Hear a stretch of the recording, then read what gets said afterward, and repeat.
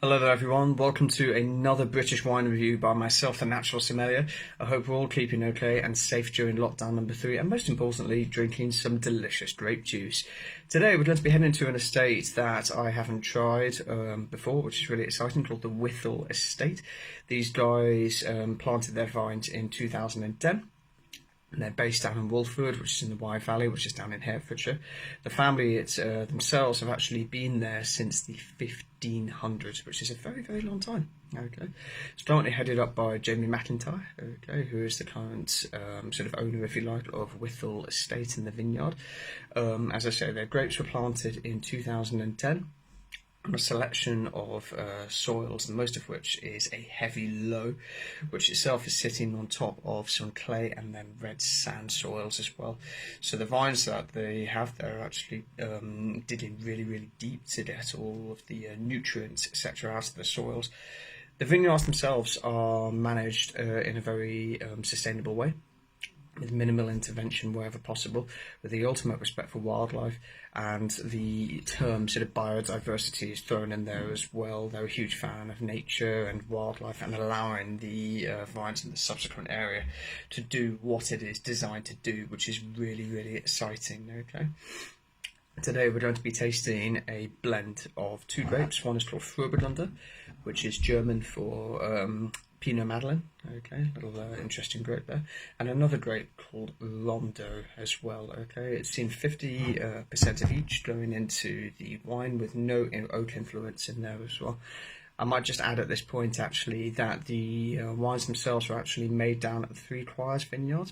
Okay, not that that's a bad thing, but the team, as I say, at Three Choirs Vineyard make all the wines for the Wythall Estate, as they haven't got any of the winemaking facilities themselves. Okay, so let's have a little taste and see what we think. So as I'm pouring this, these guys have won quite a lot of awards for their wines, which I'm really excited about. So this particular 2018 blend, as I say, won a silver at the Wine GB 2020 Awards, and it also won a silver award at the Sommelier Wine Awards in 2019 as well, which is really exciting. I'm really, really pleased for them. Okay, so let's have a little taste and see what we think. So first impressions, the colour is definitely there. It's got this lovely deep sort of crimson red to it, which is really exciting. But on the nose, it's not actually what I was expecting. So on the nose, it has this really lovely deep scented sort of bramble character. There's a lot of red fruit influence coming through as well. And there's also this really lovely, sort of floral aroma coming through as well, which I quite enjoy. It's got that lovely sort of dry cranberry, sort of rose petal, red tulip kind of aroma to it, which I quite like. And it's also distinctly earthy, obviously coming from the soils, etc. And that minimal intervention in the vineyard is actually showing itself in the wine. For me, I'm getting those tertiary characters of sort of, sort of turned earth and clay and mushrooms and stuff like that as well. It's quite interesting actually.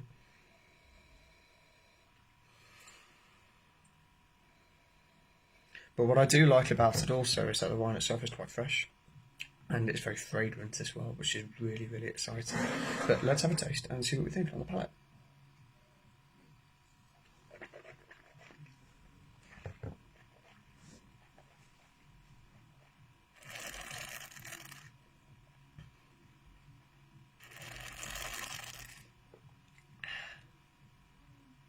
Wow, that's quite interesting actually. So although there's definite weight to it in terms of body and stuff like that, I'd say this is a good medium plus bodied wine actually. It's incredibly fresh. I really like that lightly textured feel to the wine. It literally rolls across the tongue. It's extraordinary actually. I wasn't expecting it at all. It's very similar in many respects to I say the word sort of Pinot Noir, but it definitely has that kind of feel to it actually, just maybe a little bit on the lighter side and not quite as heavy in terms of alcohol. I mean, the ABV on this is what, 11.5%. You can't really taste it. But unlike most sort of fruity red wines of that ABV level, this wine actually has a little bit more structure and has a little bit more class to it, I think, as well, actually. Let's have another taste.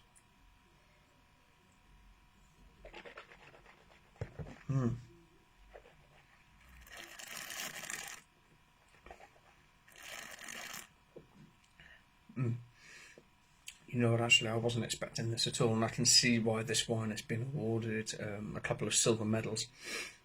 There's a lot of structure going on in there. There has this almost sort of spicy quality coming through as well, which I'm quite enjoying. But most importantly, there's a lot of red fruits. It's really, really, really good fun. I'm getting that lovely bramble, almost sort of red and black cherried aroma as well. There's a hint of sort of lodenberries and cranberries coming through as well. It's really, really exciting. But as I say, it's all about that freshness and that vibrancy, which is really, really exciting. I'm actually pleasantly enjoying it, actually. I didn't think I was going to when I first smelled, so I was like, oh, that's going to be one of those. But actually, it's a really lovely wine to drink. It's very flavoursome. It's just utterly delicious, actually. So this particular wine, guys, is available directly from their website, the Wythall Estate. That's wythallestate.co.uk, and it's available for £20. Definitely check it out, and definitely check out some of their other wines that they're doing as well. Don't forget to follow myself, The Natural Sommelier, on my Instagram page, at The Natural Sommelier, and to check out my website, thenaturalsommelier.com, where I'm currently working on some new site material, including some new articles, some new wine sort of reviews, and some food and wine pairings, and some other exciting bits and bobs as well. So click that subscribe button on the bottom of my website there, and I hope to see you all there.